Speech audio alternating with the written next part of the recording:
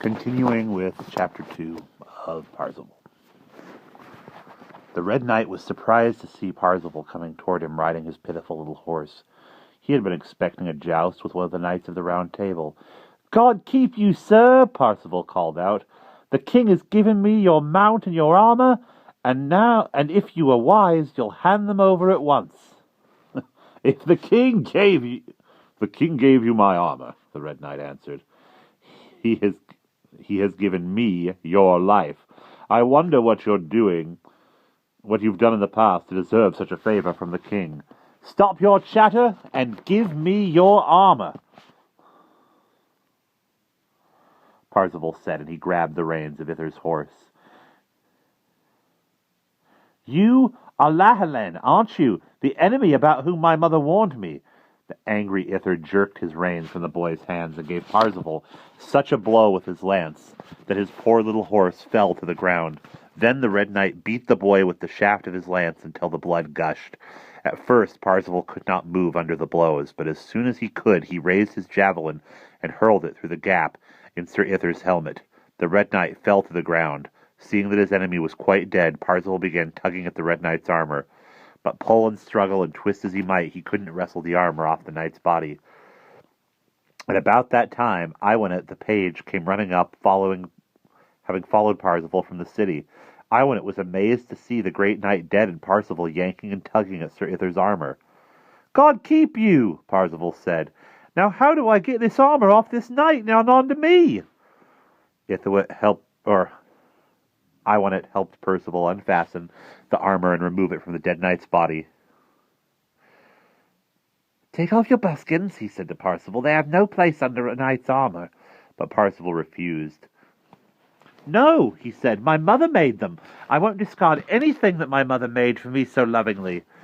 Iwanet sighed, but there was no way to change Parzival's mind, so he helped him don the Red Knight's gleaming armor on top of his sackcloth and raw leather. But when Parzival asked the page to hand him his quiver of javelins, Iwanet refused. "The order of chivalry forbids javelins," the page said. "Take instead the sword and lance of the Red Knight. These are weapons of chivalry." Parzival did as Iwanet commanded, buckling on the great sword of Ither and fastening the lance to the shield as Iwanet directed. Then, impatient to be off, Parzival leapt unaided into the saddle of the Red Knight's horse. "Take the goblet to the king and give him my greeting," he said to Iwanet. "I myself can't enter the court, for I have caused a lady to be humiliated on my account. I'm too ashamed to return." Iwanet made a cross out of the javelin that had killed poor Ither to mark the site of his death, and then threw the rest of the quiver away. The knight's body was later carried back to the castle, where all the ladies wept that one so handsome and brave should die without honor, slain by a mere dart in the hands of a raw and foolish boy. Meantime, the great sorrel horse had carried Parzival far away until it came to the castle of a prince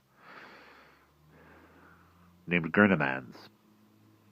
The prince had lost 3 sons in battle, so when he saw Parzival at the door, his heart went out to the youth, as though Providence had sent a 4th son into his life. "God keep you," Parzival said upon meeting the prince.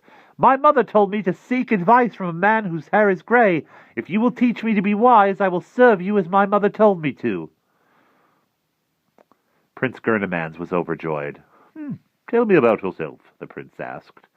"Where have you come from?" Then Parzival told the prince about his mother, and how he had left her, about how he got a ring and a brooch, how he had caused a princess much pain, how he had won his armor. These stories made the prince sigh. "Was I wrong?" the boy asked. "Shouldn't I do as my mother instructed me? Why should Sir Kay treat the princess so harshly? And why did Iwanet refuse me my javelins?" Gurnemans' noble heart sank as he listened to Parzival prattle on. For the sake of the code of chivalry and the boy's own safety, he must begin at once to teach Parzival how to be a proper knight. The prince's first task was to persuade Parzival not to wear under his armor the sackcloth clothes and cowhide buskins his mother had made him, but to put on garments of silk and wool worthy of the son of a king. Next the prince took him to the jousting field and taught him how to use his sword and lance. Parzival was quick to learn, and soon unhorsed all opponents the prince sent against him. Prince Gurnemanz also taught him proper manners. He urged him to be humble and discreet among nobility, and to be compassionate towards the poor and needy, to hold ladies in high esteem, and to temper daring with mercy.